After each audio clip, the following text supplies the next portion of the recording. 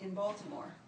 You know, because he'd been going to come and set up the stylus and get Mrs. Clem and take her to meet Elmira. So there are a lot of theories, of course, about what happened to him. It's one of the greatest literary mysteries. But the predominating theory for many years has been that he was cooped, like as in a chicken coop, which was a practice done by corrupt politicians in those days, especially in Baltimore, where just before Election Day they would basically hire criminals to waylay people. And they might go so far as to lock them in a room or a basement, and then they would not give them food, only opium or alcohol. And when they were drunk or drugged out of their minds on Election Day, they'd take them to vote for their man over and over in either different parts of the city, or they'd change their clothes and take them back to the same place. Because you didn't have to show ID in those days, you know, and a lot of people couldn't even write. So he was found the evening of Election Day in a state of delirium very close to the 4th Ward polling place for the city of Baltimore, which happened to be Ryan's Tavern.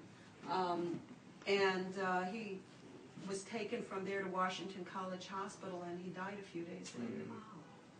You know, but there are some other theories. Oh, well, there are a lot of other theories, but I'll tell you a few. They know from Elmira that he had a high fever before he left. And doctors have said the combination of the high fever and delirium is symptomatic of either meningitis or encephalitic rabies. And then there's another really interesting thing that came about in the last few years from this author named Matthew Pearl, who wrote a very good piece of historical fiction about Poe's death. Shadow Poe. Yeah, I've read Poe that. Shadow. Yeah. I love that book, right? Yeah.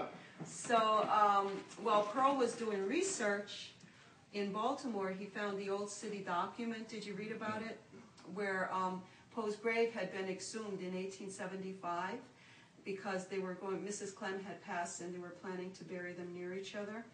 And at the time the grave was exhumed, they opened the coffin and someone picked up Poe's skull. This person had been present in his original burial and was connected to the church in whose yard the graveyard was. And when he picked up his skull, he noticed something rattling around inside of the skull. And they had no idea what it was at that time. So Pearl went to a forensic pathologist who told him that, you know, most probably he had a brain tumor, and that was a calcified brain tumor.